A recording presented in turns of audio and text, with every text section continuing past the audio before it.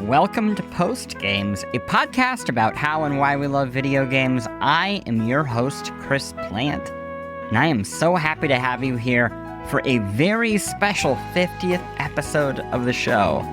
I can't believe it.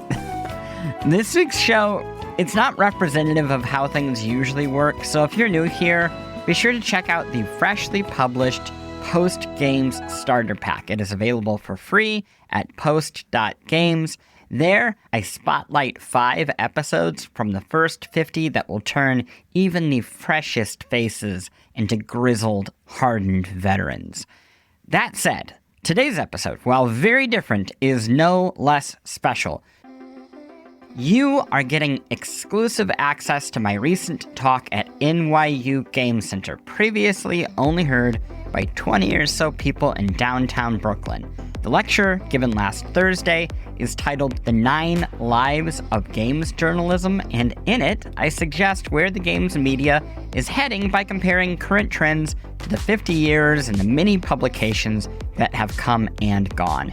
You'll hear me try, and you will hear me fail not to cry about halfway through when it hits me basically mid-sentence that I have unintentionally written a eulogy for hundreds, if not thousands, of careers in this space, including, potentially, my own. Hopefully not. And yet, people who attended the talk, including people in games media, described it as moving, validating, and cathartic. I will let you be the judge. The talk, I will note, it moves fast. I crammed about 90 minutes of lecture into an hour, so I'm making the Google slide deck available for folks who'd like to follow along. You can find that at post.games too, or on the Patreon. I've also edited the audio to smooth the flow here and there, and there are a few moments where you will hear me now popping in to let you know about what's happening in the slide deck for people who are just listening. I will add here, an unedited video version of this will be available on the NYU Game Center's YouTube page at some point in the coming weeks. For Patreon listeners, I also have a very special bonus. I'm including the 30-minute Q&A hosted by NYU Game Center's Assistant Arts Professor, Charles Pratt, featuring additional questions from him and the audience. And that is it. I'm really proud of this talk, and I am so grateful to Charles and all of the people at NYU who invited me to give it. I didn't appreciate when Charles asked me to do this, that it was kind of marking a turning point in my career, or as he will say, becoming an elder statesman. But I'm realizing now that being over 40 in games media, you're a bit of a unicorn. I talk about the 9 lives of video games journalism, and I've lived quite a few of them. And hopefully, thanks to your support, I'll live a few more. Let's get to it.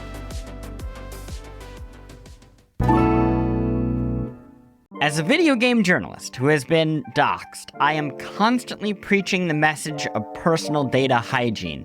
I think every person should be aware of how much their personal information, phone numbers, addresses, health information, and more is available for other people to find on the internet, and that those private details are being sold without your consent by data brokers and can be used for scams, harassment, and other illegal activity.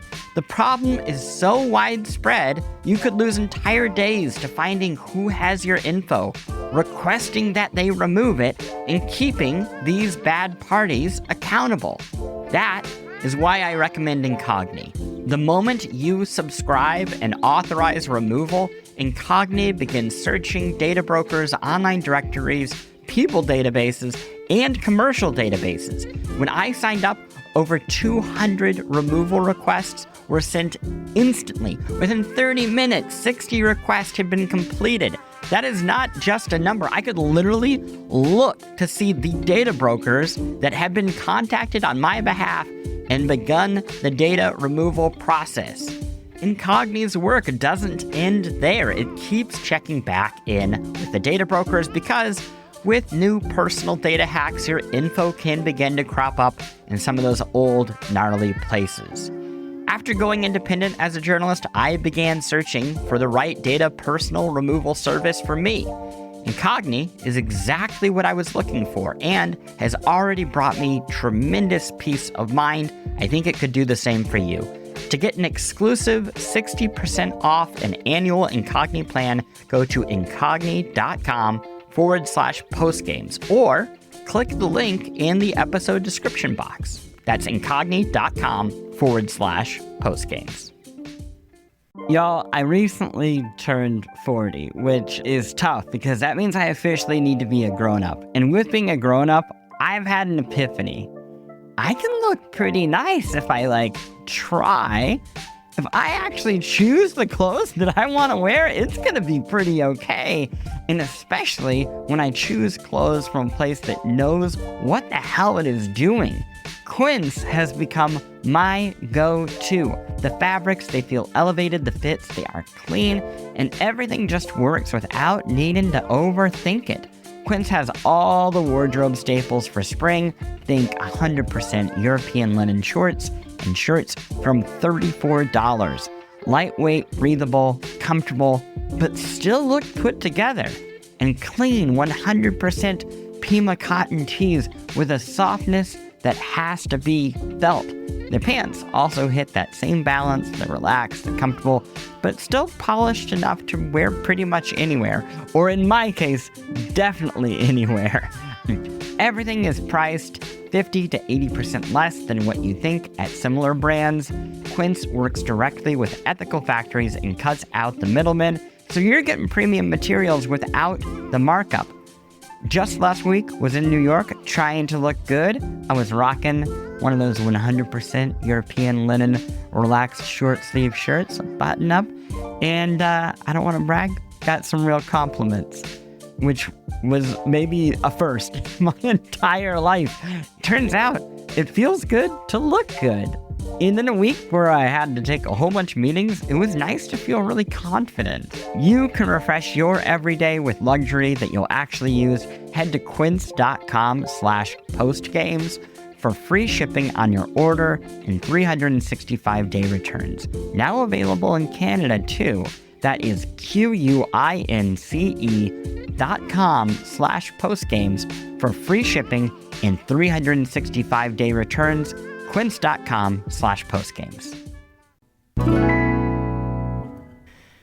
All right. Hello, everybody. Thank you for coming out. My name is Charles Pratt. I'm a professor here at the NYU Game Center. I haven't really decided exactly what I wanted to say. So I first heard the name Chris Plant because by coincidence, the producer at my first freelance gig was Chris Plant's roommate, Sam Ryan. Chris at the time was blogging. I had kind of started blogging. It was that era. It was that time. Chris was doing a lot of interesting writing. And so that's when I started reading Chris. Over the years, I think I have been following his career, even though he doesn't really know who I am. Chris, of all of those personalities that I knew from that time, and there were a lot of us sort of blogging and going to GDC at that time, I think he's had a pretty astonishing career. First of all, he taught for us, which is a huge honor for him. But after writing for a long time, he ended up, as most people know, I think being one of the founders of Polygon and their editor-in-chief. He really shaped a lot of what made that site amazing for many, many years. He's recently transitioned out of that role. And now, lucky for us, has a podcast. I don't listen to a lot of gaming podcasts anymore or games-related podcasts anymore, but I certainly do not miss even one of these. Chris has, even back then, even when I first heard of him, he's always had this incredible wit and insight and intelligence. And I think over the years, that has only grown. And I think what's come along with it also is a lot of wisdom. Listening to post games, it's hard to learn that much from just a short conversation between clearly really brilliant people. And I think I'm very lucky that I get to be a listener. And we're very lucky that he's here tonight and that we get to listen to him for about an hour.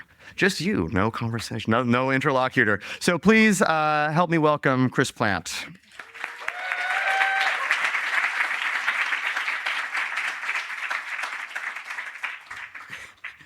Hello. I have to lower it a lot because I'm very tiny. Hey, everybody. This is a little intimidating, so it's going to take me a solid 5 minutes to not feel weird about this. My name is Chris Plant, and I should have thanked Charles before I said anything else, but thank you so much for having me. I really appreciate it. I can't believe that you were once making games about Jesus fighting other religious figures that almost got everyone canceled from where you worked. Hey, this is me. This is the 9 Whole Lives of Games Journalism. We're going to chat about it. But first, I'm going to tell you a little bit about my life. Who the hell am I? That guy. I'm a games journalist. I'm an editor. I'm a podcast host. I'm a small business owner. I went to NYU back in 2004, which is a long time ago. I attended Tisch for television writing, graduated into a recession. It was a great time. I applied to 100 or so jobs, which felt like a lot then, and now seems quaint. I landed at a really shitty men's entertainment website called UGO. I don't entirely know what it stands for. I think underground something. And it was a horrible place. But I learned a lot about web publishing. This is before you had things like blogs. You would actually code a web page, and then you would push all of your stories at one time in a day. And also, I walked uphill both ways. And then after walking uphill both ways, I got laid off. So, it comes for all of us. After that, I freelanced in general media. I worked for a lot of evil corporations, News Corp, Hearst. They paid really well. And then I was like, you know what? This is great. I've learned how to do some reporting for these evil people. I should go do something bold that will probably end terribly. And I co-founded Polygon. And to everyone's fucking surprise, it didn't die within the first 6 months. And it might seem like, oh, sure, it lasted forever. No. I remember being at the launch party for The Verge, and the head of Gawker was behind me, and he put his hands on my back. His name was Joel Johnson, and he said, "It's gonna fucking die in 6 months." And I said, "You're probably right." And then I took the job. And then I bounced around for a while. I worked at Polygon, I worked at The Verge, and then eventually I came back and I led Polygon. And then about a year ago, it sold to Valnet. And when that happened, I went my separate ways, and that's that. I also want to say right now, so many wonderful games journalists in this room right now. This is like a meeting of the mob bosses, if the mob bosses liked each other and had no power. So I'm just so happy to have all of you here from Polygon, from Kotaku, from a jillion publications. It's really something special, and I tend to get emotional, as people at Polygon already know. But I need to keep going because I have an hour of slides ahead of me. Anyway, after Polygon was acquired, about a month later, I started Post Games, which was an insane thing to do, starting a publication a month after you left the other one. And I've been basically building it in the air ever since then. I also co-host a podcast called The Besties. It's been around for 15 years, which means it is from the prehistoric period.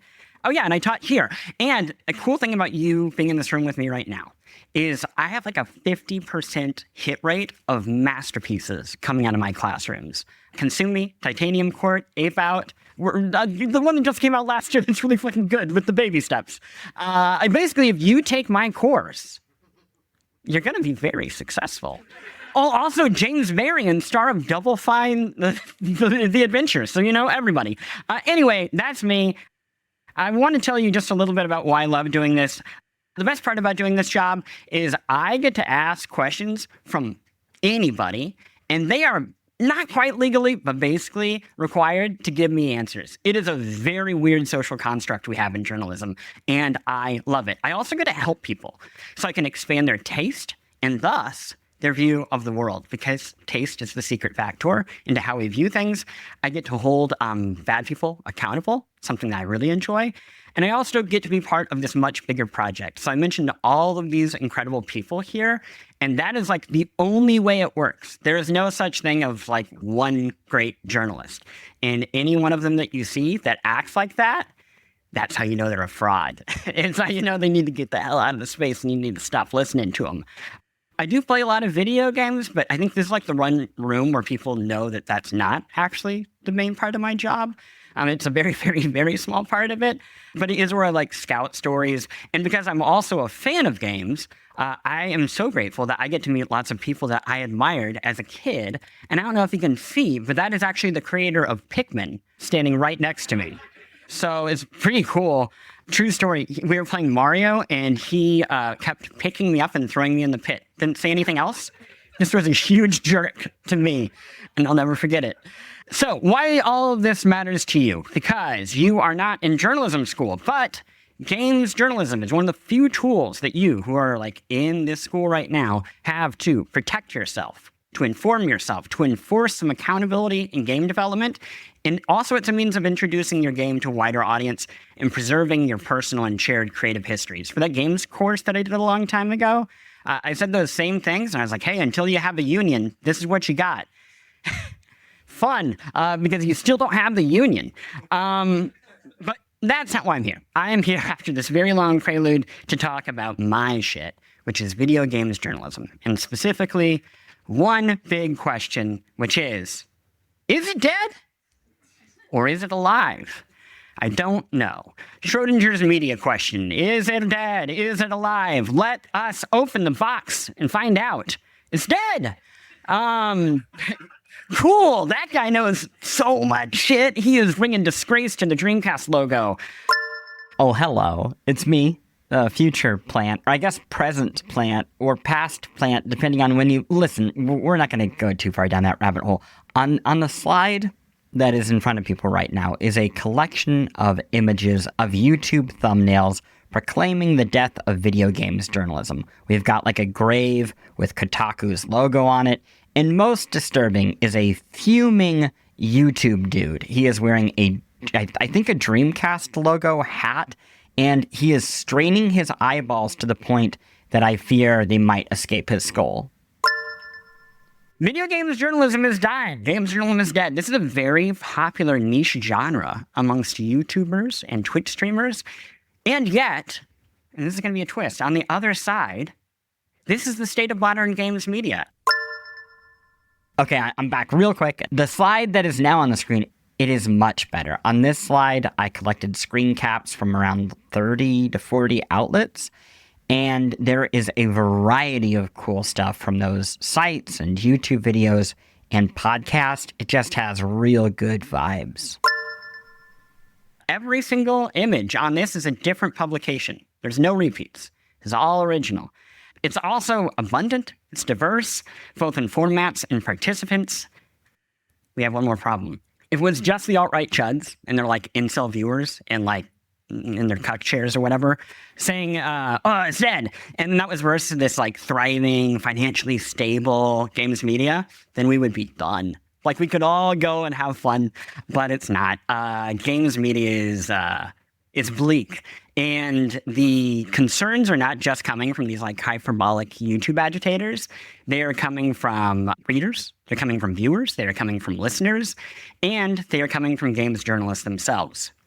Who you will hear from. Ahead of this talk, I surveyed a lot of the most exciting journalists and critics who are working. And I asked, hey, what is and isn't working? What are your fears and your hopes? And despite the image I chose, maybe a little too shiny for where things are. But these opinions come from all over the place. They come from text to video, from indie to institutions, writers to editors, newcomers to veterans, and every single person feared for the long-term health of the form. I think the consensus can be summed up pretty well with these two quotes. One, this is from Gita Jackson at Aftermath. You're welcome to cheer for random people if you want. We're going to try to bring some levity. Yeah! Aftermath rocks! If you're employed at a website, now I'm going to say something really sad. If you're employed at a website, it's very likely that you feel every day that your job is in danger. If you're a freelancer, you probably understand how hard it is to find places that even have a budget. And this quote from the brilliant critic, reporter, and poet, Ashley Barden. I worry that games media, along with the rest of arts criticism, will be completely replaced with influencers dedicated to telling the public exactly what they want to hear. So, I want to take this tension seriously. And it's like, not for the chuds, though they I hope watching. I can't wait for like the quartering to see this video. And well, speaking of cuck shares, but how can these two realities coexist? How can we have a wide breadth of people fear for the medium, that it's coming to an end, and at the very same time, we live like very truly in an age of abundance. That screen I showed you is undeniable. There's amazing work being done. How do those two things exist? How do they come to be? Should we be horrified? Should we be hopeful? That's what we're going to find out. So, to get into this, we are going to learn from the past 50 years of video games journalism, because it never died, over the past half century, which is a long time, but many eras have come to a close, and that's going to be the theme that you'll see. And when eras come to a close, it is often catastrophic for the people who do it. Like, if you think back on magazines, how many of those people still have jobs from EGM or GamePro or Nintendo Power? It's very, very, very, very, very small few. And yet, here we are in this room, and we're talking about a form that is very much alive. So, if I wanted to like put this all succinctly, what changes in media is formats, but not form. The form lives. The formats, though, that's a different question. And we're going to look at all of that across 9 formats, because I chose 9 lives because it was a number that reminded me of cats, and I thought it might endear you all to me. And we'll do that over 3 eras. The first one, I mean, this is the obviously dead one, right? Paper. Remember Paper? It was fun. Paper is long gone, but we had trade magazines, we had hobby magazines, and we had sponsored magazines. We're going to go through them. Trade mags, games journalism. It begins in the 1970s by serving arcade vendors and operators. Playmeter, that is founded by Ralph Lawley, and it was actually continued by Carol Lawley after Ralph's passing in 1984. An absolutely fantastic publication. These publications were like buyer's guides, they were repair guides, they were tips for adjusting machines like pinball, because pinball you can either like maximize profit or pleasure, right? They are service journalism. And basically right on their heels are hobby magazines, because the shift moves to consoles, and suddenly gaming is in the household. And we have Atari and Coleco and personal computers, and hobby magazines are serving all of these. And they basically grow alongside home gaming. So they start really small, they're like newsletters, and by the time they are magazines, those trade magazines, they're dying. So we already have our first of these like 9 lives, right? We're just going to start blasting through them. And then lastly, to round this out, is sponsor magazines. Because what would media be if a company didn't come in and say, we could do it better by controlling the message and making more money off of it? And these are a total reaction to the influence and independence of hobby magazines. I don't want to overstate how independent they actually were, but they attained some control. And overall, compared to like modern SpawnCon that you would see on social media, they're pretty good. Some of these magazines, they continue to today. We have Retro Gamer, Edge, Game Informer, after hiatus, PC Gamer. They are much thinner issues, and they are largely supported by websites. Hey, I'm back. On this slide, we have 4 iconic magazines: GamePro, Nintendo Power, Electronic Gaming Monthly, aka EGM, and my beloved official Sega Dreamcast magazine. But what do these 4 publications have in common? They're all dead. They're all dead, and they're never coming back. This is one of my favorite images of the entire talk. This is the available gaming magazines at Barnes & Noble. So this is true. If you look right now at barnesandnoble.com's video game magazines, there are only 3 options. You'll notice 2 of them aren't magazines. It is bleak. But is it dead? No. It is just obliterated by new formats, which are the era of HTML. We've got a whole new set of these that we get to go through for you. These are online networks, these are blogs, and these are SEO. Now, networks are great. They start in like the mid-1990s, and I don't know if you all know this, but the N in IGN stands for networks, and the G stands for games. and the I stands for nothing. And if anybody tells you otherwise, they're literally full of shit and lying to you.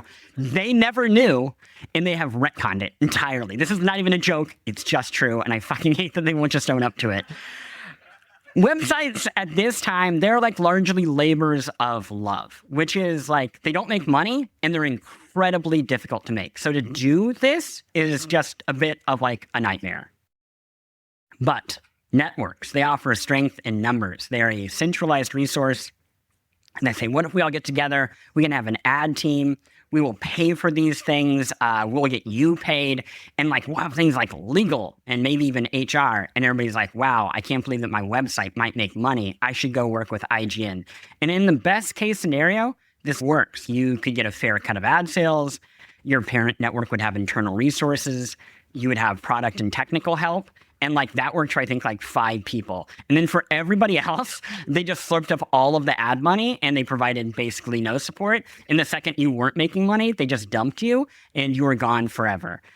It was not sustainable, but it also wasn't really a threat to the system because at this point, you were lucky if you had a 56K modem. You could barely load images. If you wanted to watch like a video game trailer, one, you just couldn't watch video game trailers. If you wanted to watch a 15-second clip of 1080 degree snowboarding on the Nintendo 64, you had to set that QuickTime file to download the night before, just like I did. Then comes blogs. And blogs, they take off in the late 90s, the early 2000s, and they are lethal to print. If you wanted to like find the perfect killer for print, you would imagine a blog. It was so good at it because they offered everything that print couldn't. They were fast, they had voice, they had room for experimentation, you could update them, you could edit them, and they also aligned with modern audience sensibilities. People at that time, you expected new stuff every day. You had internet at work, and the last thing you wanted to do was work. So if the internet could provide you a distraction, that was pretty sick. And they were able to invite the audience in to make their own stuff, which was really good for businesses that didn't want to pay people. People had broader access to PCs. They had access to publishing tools. They weren't having to code it like I was. And it also really played well with teenagers who were on things like LiveJournal and Zanga. And because they were there, they're like, hey, we're going to get really used to this idea of writing online for free. A revolutionary thing that now all of us just do. Which is wild. Somehow, companies tricked us all to do their work for them. Blog, I mean, it's a historic moment. So on the screen is a very old image of a printing press with the logos for Kotaku and Joystick on top of it, meaning I am the first person ever to compare Kotaku with the revolutionary invention of the printing press. And I know that this looks hyperbolic. In a weird way, it's like not.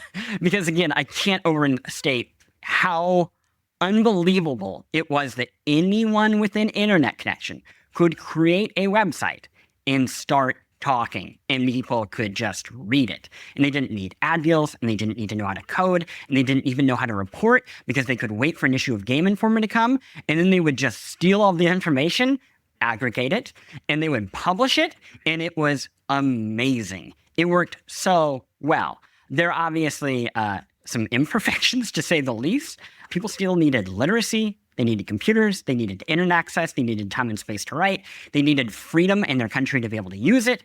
Many people were disenfranchised still, but this was a pretty revolutionary step forward for how people could talk to one another. The printing press, it brought free speech to the masses, right? And like governments and the church, they got really freaked out. Blogs, they brought free speech to the individual. And that scared one group of people more than anybody.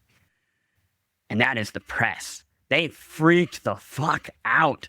There was way too much competition. There was untrained amateurs all around. We were devaluing this like really difficult and expensive work in favor of what many people at the time saw as really shallow opinion writing and personal brand building. And like, they were not entirely wrong. In fact, they like mostly were not wrong. The work that was being done was a lot of those things. And that's just true. It took years for blogging to earn its legitimacy. It did that by breaking stories. It did that by giving voice to people who had previously been kept out of the conversation. And it did it honestly by becoming a traffic windfall for the publications that most despised it. You want to know why it got accepted? Because eventually the New York Times realized it could make money off of it. Like, that's how a lot of change happens in the media. And they also became real jobs for people who were independent. Things like Google AdSense made it so that there was some way to make money, though it was still a bit of a mess. By the early 2010s, few magazines that survived, they have shifted to online, and there is tons of competition in games media all at once. We got magazines, we got newspapers. Newspapers did write about video games. It's like insane, but there was a time. There was dozens of sites, there was hundreds of personal blogs. The internet is getting crowded, and this like gallant company, Google, comes in, and they're like, don't worry, we have this covered. And everybody's like, what is it? You're going to save us. You're going to solve the discovery problem. And they're like, let me tell you, it's called an algorithm. It's a search algorithm, and it's going to fix all your problems for you. And everybody's like, yes, that sounds sick.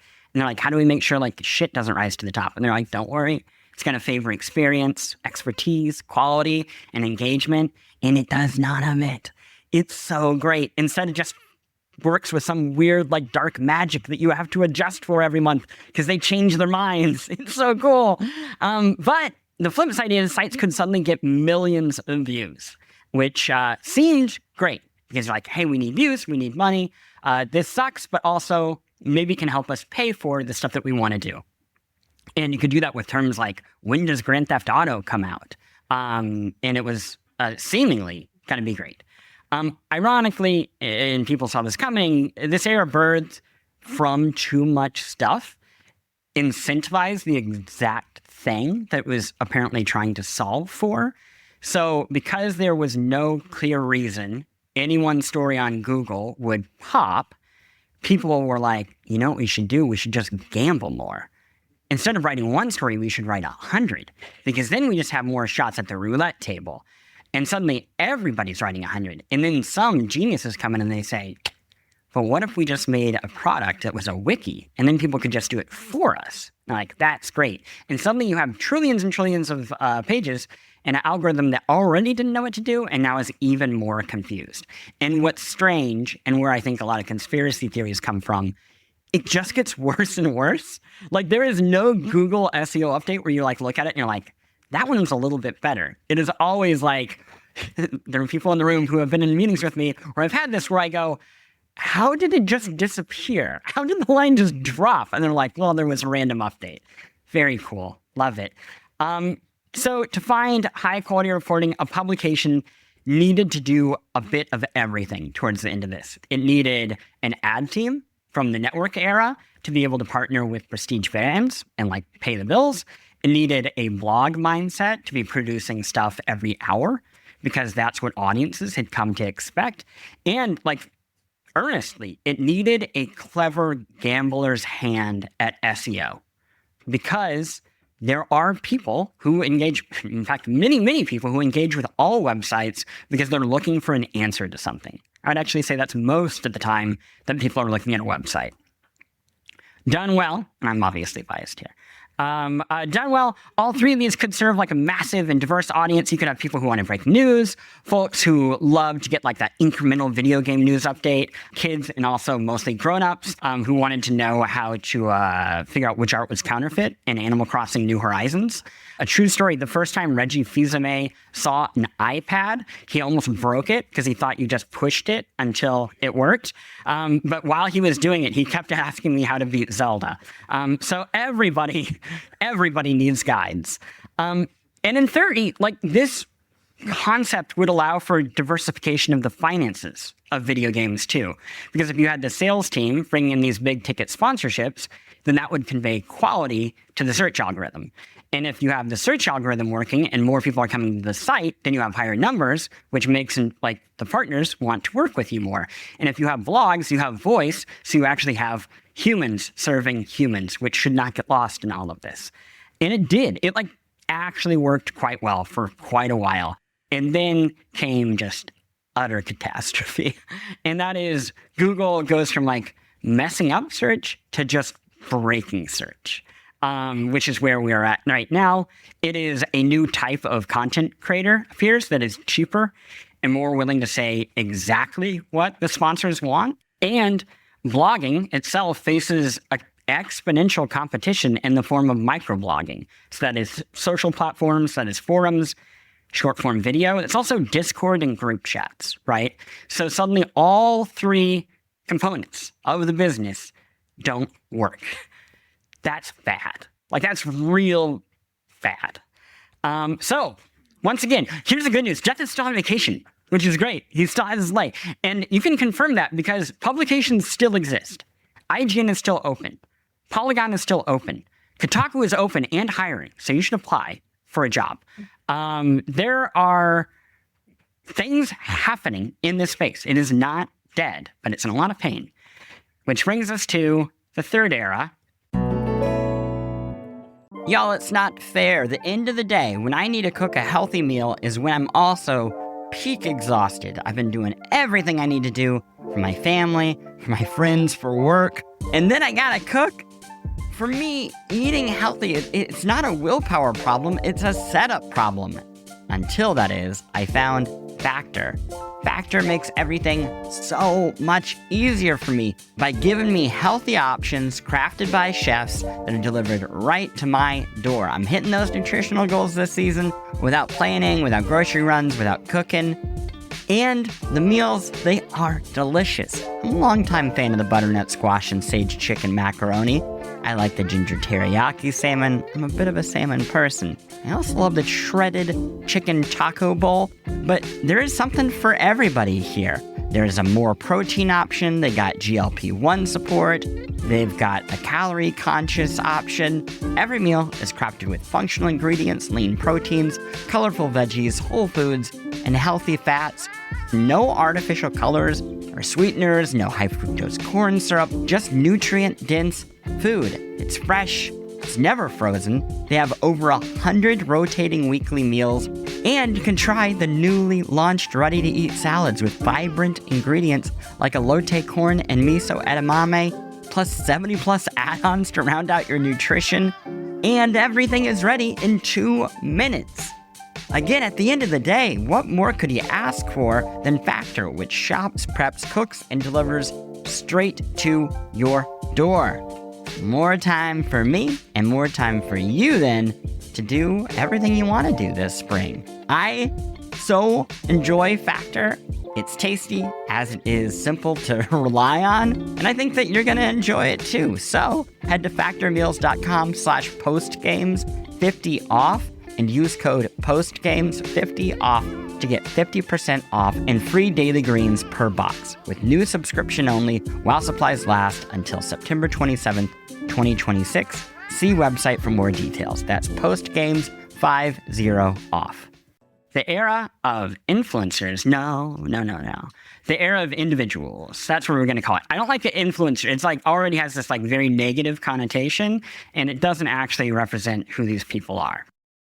This is video, mostly YouTube. This is streaming, mostly Twitch. And this is podcast, which, like, honestly, I shouldn't include here. We'll get to that, but, like, it's jack shit.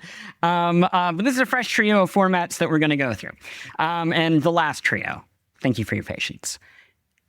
I should say here that history, I think it's Mark Twain who said this, Charles. I feel the second you say Mark Twain said this, you know it's not true.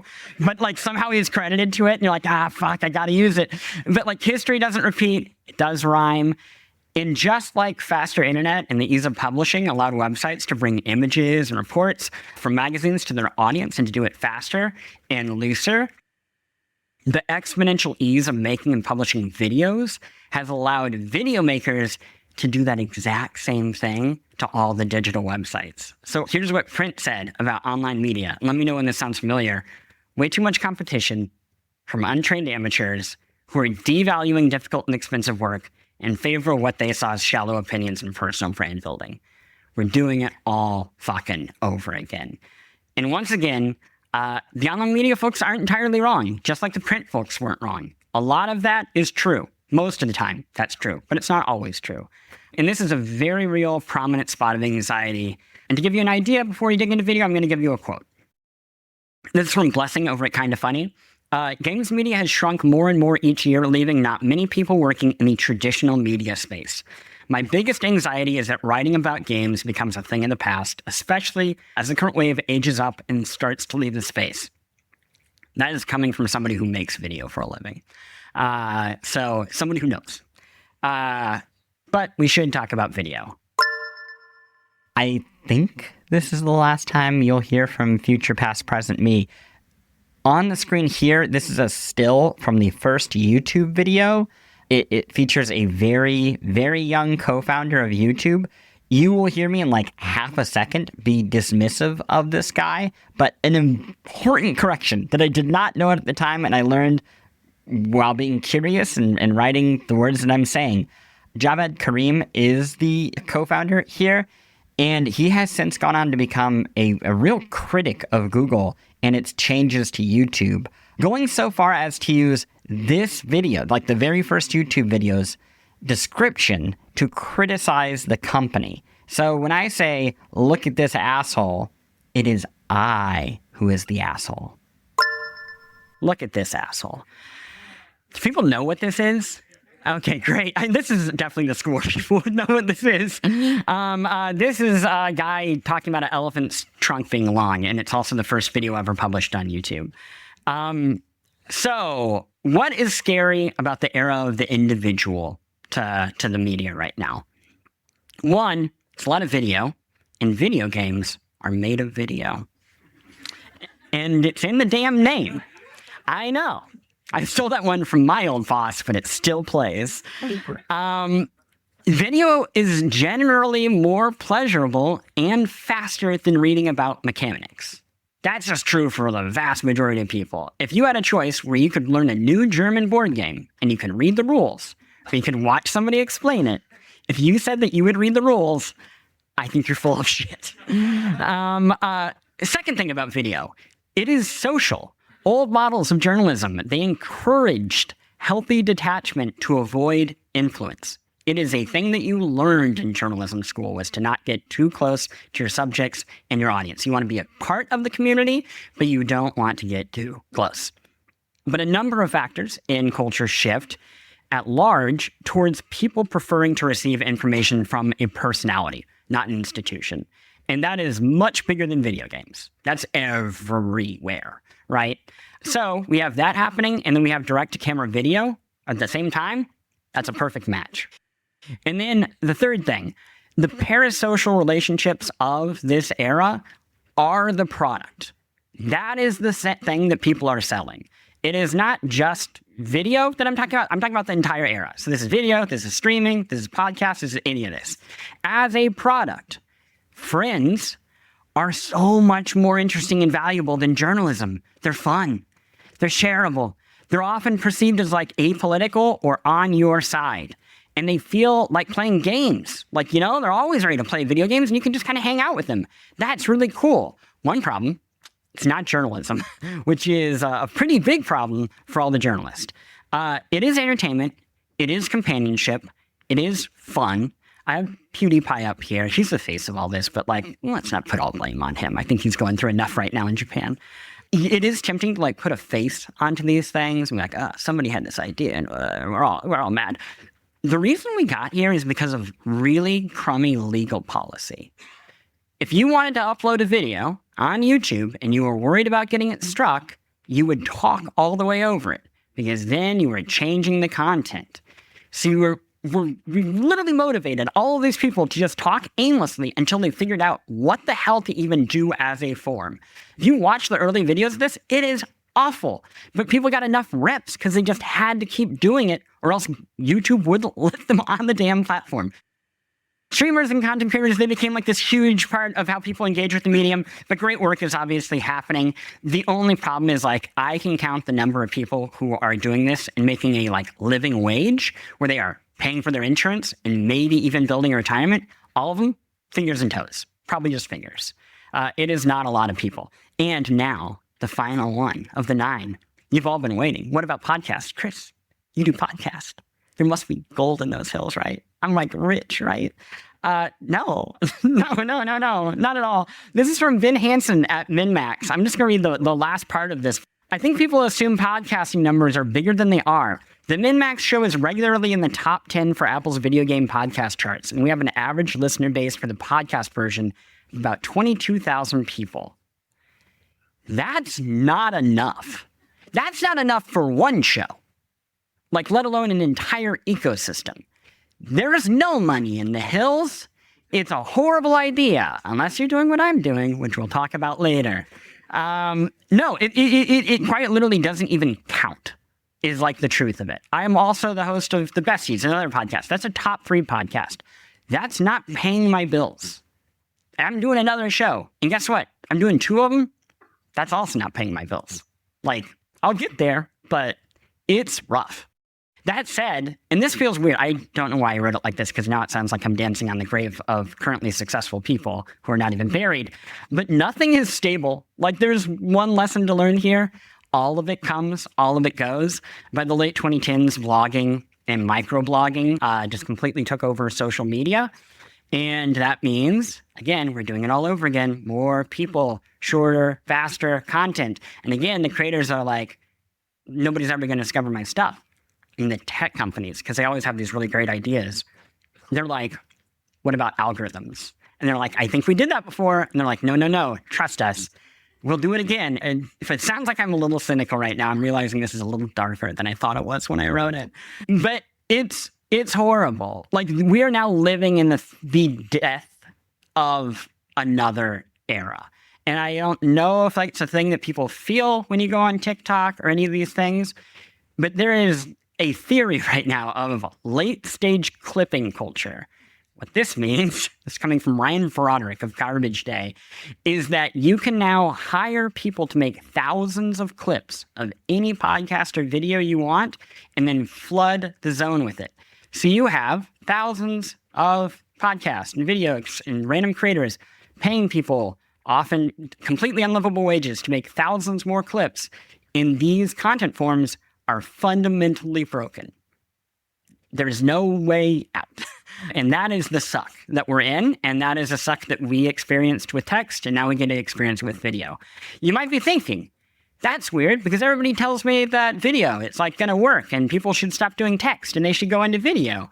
Yeah, I mean, kinda. Like, I guess it's slightly better than text, but the truth is, and I say this to all of my games press who are in the room, we are all rats.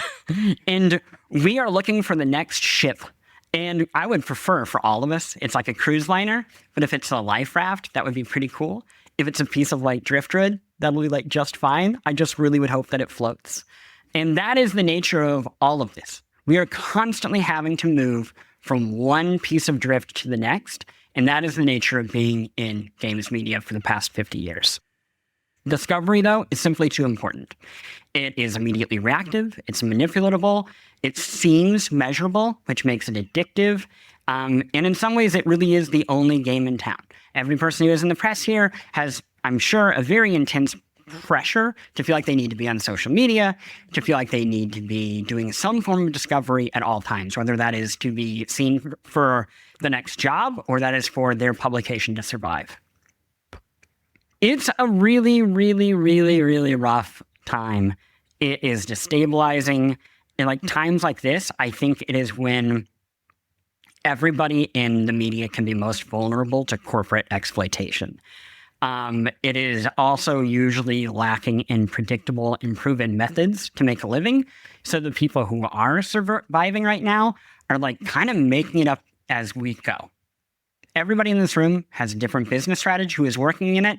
That is literally the necessity for survival until we have some idea of what comes next, which explains why most folks in media feel like this. From Gita, again, Aftermath. We can clap now if we're going to get happy again. Oh, actually, no, this is a sad one again. My fear is that it's all going to be relegated to hobbyist YouTubers and podcasters, and that there will no longer be any coverage of the medium in the mainstream newspapers or websites.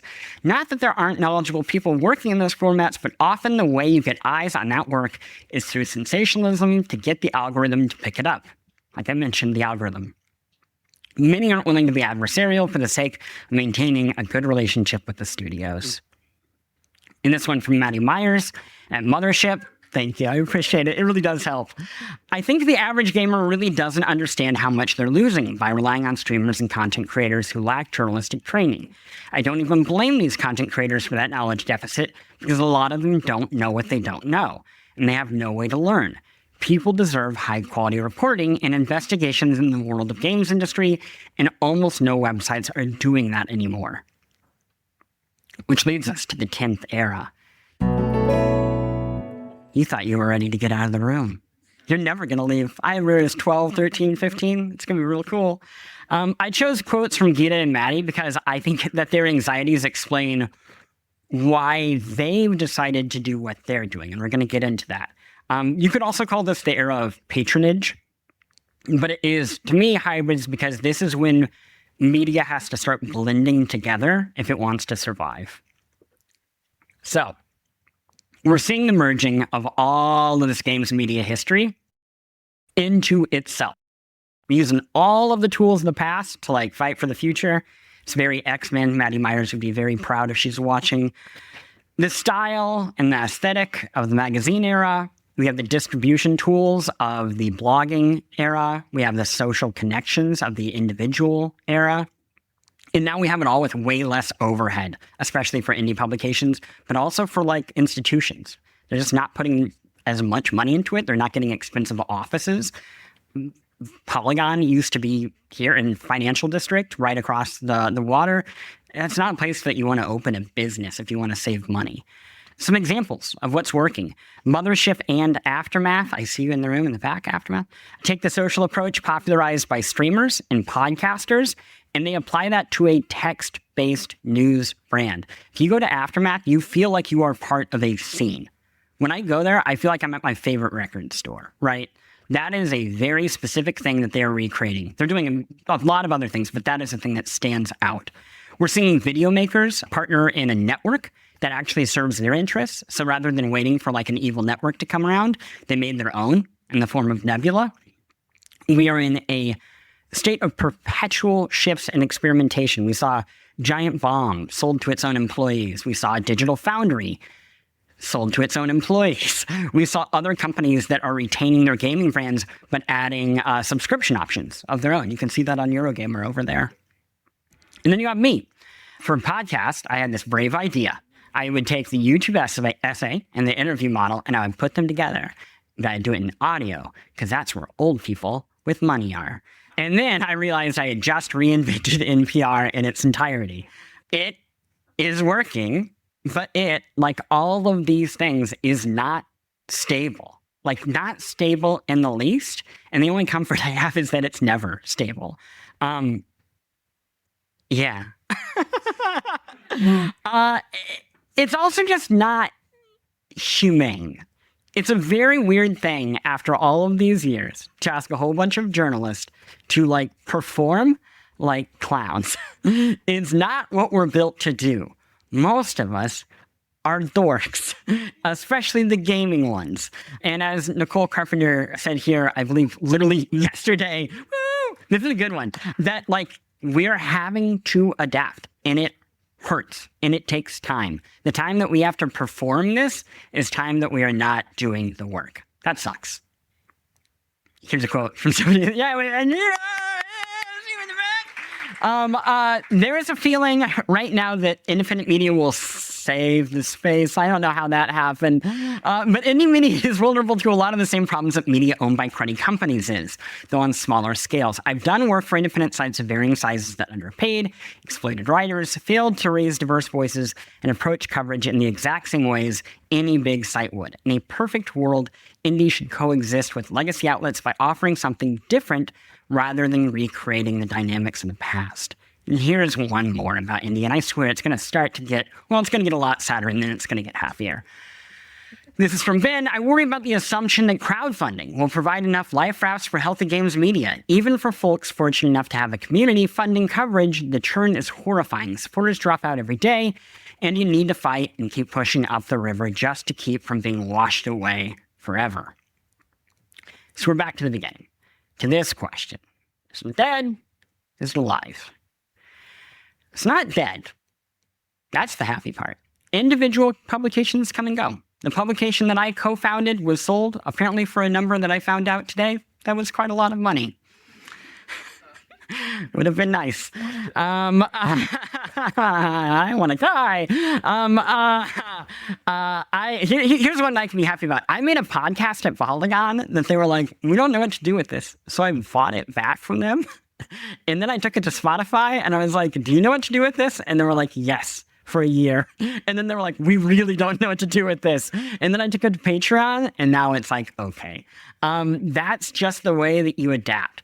These corporate moves, they happen in every industry, sometimes for better, often for like way worse. But again, industry closures are not death. And I really want to resist that urge to mistake the end of our era for the end of the world. There's a lot of sad stuff that we're going through. And a way I am realizing as I'm giving this, that I'm kind of eulogizing, I'm like, very sad. I'm kind of eulogizing an entire period of my life, like 20 years, and a lot of people who lost their jobs, and like a lot of people who are going to lose their jobs. And that's like where we're at. But that is not the end at all. It's just not. It keeps going every fucking time. And even though everybody loses their jobs, there's always another period after it. Wow, this is really fucked up. I didn't think I was going to like cry in a fucking lecture about video games. This all happened before. Video games journalism is not dead. Yeah. What each group means, yeah. Let's keep going. Here's what it actually does mean. It's not a quote. You don't clap now. What it means is that video games journalism is changing. And that is really upsetting. Change is unfamiliar and scary, and it has very real impacts on hundreds, if not thousands of people. But things do keep going. I can't believe that I wrote it like this. I do want to talk about some more bad things. I'm going to take a drink of water before we do that. I have good things coming after this. It's so fucking stupid. So we live in an age, and I guess this is good. We live in an age that's like amazing for the audience and absolutely brutal for creators. So you have individual reporters who are expected to be personalities. We already talked about that part. That is not why most of us got into the career. It's also, let's like be real here, so much worse for people who do not look exactly like this guy. Notice the costume that I am wearing. It's called white male games journalist. Harassment campaigns limit who can have a personality online. And if we are going to say that having a personality online is part of this, that's going to make it a lot fucking harder than it already is. And let me tell you, it's really hard. I have been doxxed multiple times. I'm living in the first place that I've lived in as an adult that has not been doxxed yet. Let me tell you, feels good to not worry about it. Feels good that my parents don't live in a place that hasn't been doxxed yet. That's also new. It's horrible. And again, I've had it very easy. I will also say, even the most jobs, as we've seen, they're not stable. Polygon, the thing that I co-founded, I ran, was sold. I do not work there. Other sites, they entirely close. And as we saw, indie, it's unproven and it is unprotected. Media corporations on top of having sales teams, they have legal teams. And when you do journalism, you need legal teams. There are things that are changing to get some legal support for these publications, but it is horrifying. It was horrifying when I worked for a publication that in theory was supposed to shield me if we got sued into oblivion. It's so much worse when you know that it could just ruin your life and everyone you love. It's hard.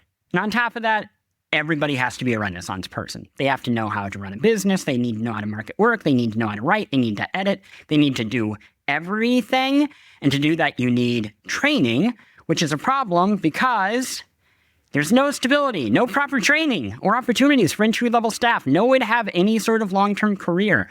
The best websites have been eviscerated by shitty owners, and AI has made it all worse than ever. Previous financial models are no longer effective. I used to tell aspiring games journalists that it was a long shot. Now I tell them there's no shot at all. That is from Jason Schreier of Bloomberg.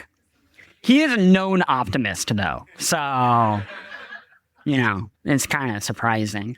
Here's why this is like kind of just my personal beef, and then we can get to the good stuff. The career ladder is so utterly fucked, and it has been fucked for so long. And that is that we have a blog. So you decide, I'm going to write a blog. And then you get really good at it. You're like, you know what? Maybe this is my thing. I want to climb up to an indie publication. And you try to do that, but every indie pub is busy trying to just literally survive, trying to have a business, trying to pay their bills.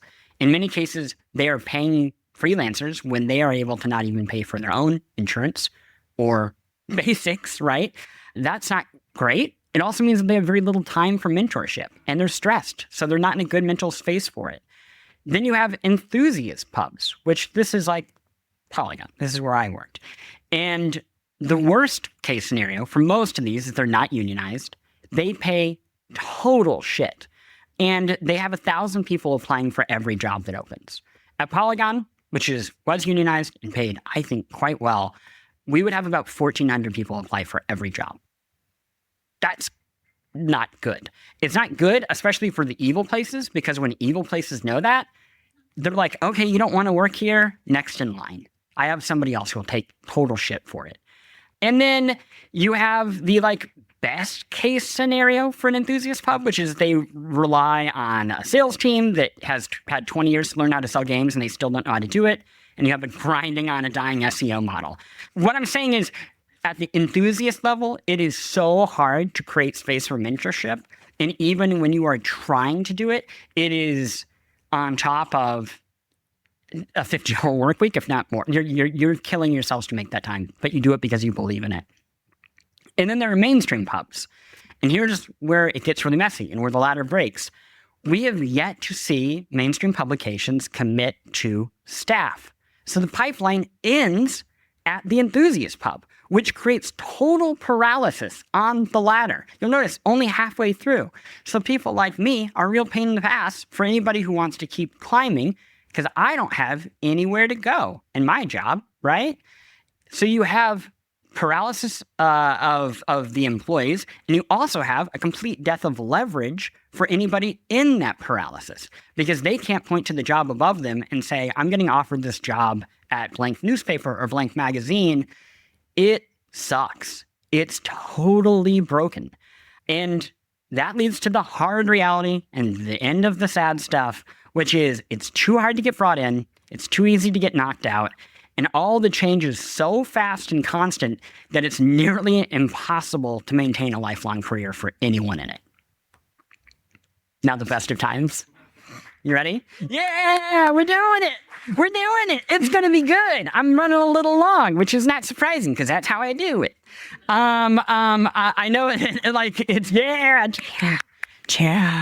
I know it's going to sound very silly because what is far better than praise is money. But go with me here because this stuff does matter. The work itself right now is incredible. It has never been better. When people tell you it was it used to be better, they are so colossally fucking wrong. There was no real video game journalism with hard reporting in the US. Europe will always have a fit over this. 10 or 15 years ago. We have people who know how to do it. The criticism is better, the reporting is better, the video is better, the podcast is better, everything top to bottom is better. And again, not everybody looks like me, which is a pretty great fucking change. Let's give Gio's quote. When I see great pieces coming from personal blogs that aren't even being written with the intent to make a buck, I see a love for the medium that needs to exist first and foremost for the wider media apparatus to work. I love watching those people model a better future for the craft and hope that they are the ones who build the foundation for the next era of media. And I hope they do make many bucks doing it. So do I. And I think they will because they are hopefully not quite as cynical as the rest of us. I also put this together to give you an idea of just how things are going well. This is all of games media that I could find. This is every blog. This is every major publication. This is all, I would say, the large-scale videos. This is the business reports. You'll see the far right is business. Very small. We need to get that fixed up, right? But there's a lot of stuff being done. A whole lot of stuff. I'm going to put this on my blog next week. I'm not going to do it right now because when I do it, people are going to get really mad at me because I forgot one website and I just can't deal with that right now. I'm clearly very broken and vulnerable. But these people are doing the work. Games media still helps people. That's why we got into this. We often think of important journalism as business reporting, and it is very important, and it is happening. Here is Nicole Carpenter, Jason Schreier. This stuff is so expensive, and it is so time-consuming, and nobody reads it. So we have to do it because it matters, and every now and then, maybe we get lucky and people see it, and it does have an impact. The people who need to read it do. Companies are still scared of this stuff because it does impact them. Shareholders are scared of this stuff. The people who work at companies who need their bosses to hear this, they see this stuff. So if 200 people see it, but it's the right 200 people, you did the job. Unfortunately, it doesn't always pay the bills. But the work that pays the bills, that does stuff too. This is a random story in PC Gamer. I think this author wrote 4 stories that week, maybe more. He writes a story in 2024. Within 45 days, this story going live, Esoteric Gab goes from 8,000 Steam wishlist to 37,000 off this story. And the developer will credit this story. This isn't like it was a whole bunch of things. It was this story. For context, do you know how many Steam wishlists the IGF Grand Prize gets you? 2,000. 2,000. Jack shit. This is what helps. These things with headlines that people will be like, it's too long. It's too silly. No. What you want is someone who will write this headline for your game. This is what you want. You want something that people care about. I'm not going to get mad because this person was coming at me honestly. I did an episode about AP Thompson and Titanium Court the other day.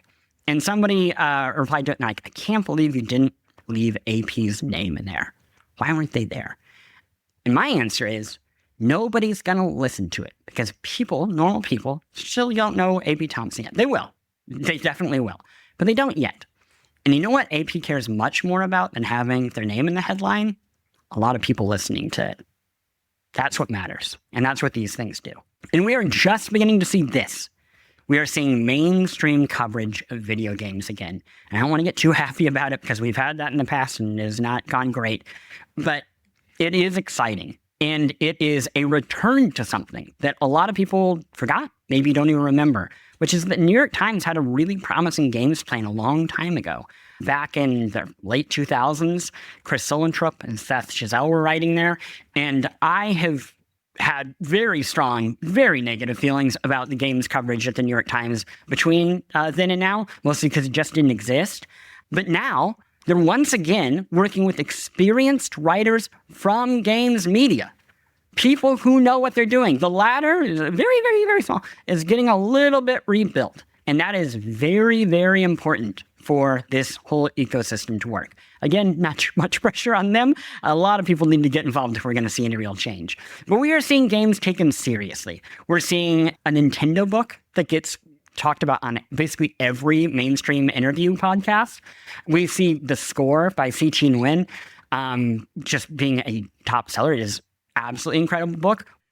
I remember earlier, I said there's this cottage industry, and it's built on the supposed death of games journalism. What's amazing about this is you know who this guy needs? He needs journalism. He can't do this shit without us. It's incredible. This little fucking bug. He loves us so much, and he needs us to fuel his channel, and so many other people need us to fuel their channels. And I have great news. We're going to do it. Kotaku is going, Ziff Davis is hiring a writer. That seems small, but let me tell you, when the trend is down, for it to go up even a little bit, that rocks. There is money to be made. Most importantly, because there are so many stories to tell, and because so much of it died, they're just waiting there. You can just take them whenever you want. That's what I do. It's incredible. People say, where'd you find that story? And I said, I'm like in a gold mine, surrounded by gold, and there's nobody else here because they all made me cry when they had to leave the industry. I want to quote Rebecca Valentine. I think I am the first person who gets to put this name with the word Kotaku underneath it. Yeah, that's good. That's good stuff. here's the thing that everybody can take away, what you can do. A lot of people who read, watch games media don't say anything about it ever, and a lot of people who love to opine about the state of it online don't actually read or watch much of it. Well, a single comment doesn't really tip any scale. The collective consciousness about games media and how the public talks about it really does make meaningful differences and how it continues to be supported. I wish people who enjoyed a story would comment and say so, and I wish more people who griped about the state of things would read an article every so often and see if they still feel how they do. And this one is from Vin Hansen to VinMax. Every industry is in a state of change all of the time. If you would have polled folks in games media in any era, they'd have said things are shaky and scary. Generally speaking, if you're making remarkable stuff, people will find it and remark on it. The pressure's on us to up our game and make sure we're taking big, meaningful swings with the tools that we have. It's a fun challenge to try to connect with a modern audience. So, video games media. It will live forever. We are in the middle of a tunnel right now. I do not know what's on the other end. I'm sorry if you came thinking that you might find out. I'm not even certain that I'll be there, to be honest. But there will be people there. They will be doing the work. Might look totally different than how it looks today, but it will be happening. And they will be brilliant, and they will be messy, and they will be smart, and they will be funny, and some will build on these very hard-learned lessons from journalists from the 50 years before them, and a lot of them won't, and they will still be debating whether or not a game review should have a score. It shouldn't. So when you are tempted to say, video games journalism is dying, remember that so long as games exist, there will be people like us talking about them, and the people who make them, and the people who play them, and that's me. Post Games. Check it out.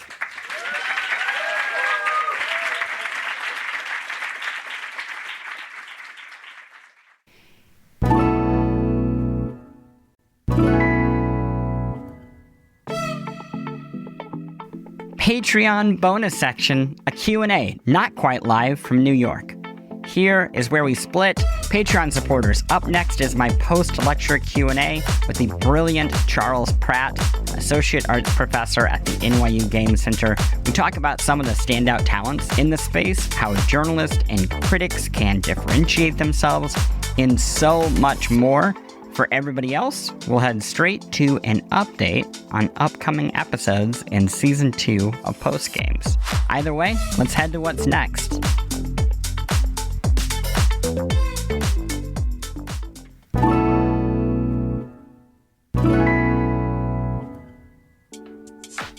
That is a wrap on the 9 lives of video games journalism. Incredibly, it has infinitely more to go. Next week, all listeners will get access to a Patreon-exclusive episode from earlier this year, The History of the Original The Legend of Zelda. It was recorded with game designer, educator, and operator of Hyrule Interviews, Max Nichols. Max is, to say an expert, it's just a wild understatement.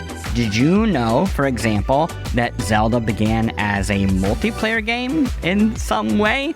Or that Miyamoto had plans for a sci-fi story? You will learn about these details and so many more in that episode, so be sure to tune in. That episode also will close the first year and the first season of Post Games. In 2 weeks, to start Season 2, I have a very special episode about the history and the future of the best mascot in video games, featuring the people charting its future. And no, I'm not talking about Mario, and not Sonic, and also not Crash Bandicoot, and no, I'm not talking about Gex, no, not talking about Banjo, not talking about, Kazooie, no, I'm not talking about Pikachu. No, I said the best mascot in video games. And let me tell you, this guy's the cat's meow. You know the one. Until then, a reminder, post-game supporters get the show and the newsletter early on Fridays at 5 p.m. Eastern. Usually way before that, they get extra acts and bonus materials. This week, Patreon listeners got an entire extended Q&A session, about 30 minutes. Not quite live from Brooklyn, New York, with Charles Pratt and a lot of really inquisitive guests at the lecture. It's a delight. Plus, each month, subscribers get a bonus episode in my ongoing series, Past Games, in which I share deep dive histories into the gaming anniversaries of 2026. The upcoming bonus episode tells the history of Dark Souls, and it features two of the first people to ever play the game. And both of them would go on together to literally write the book on Dark Souls.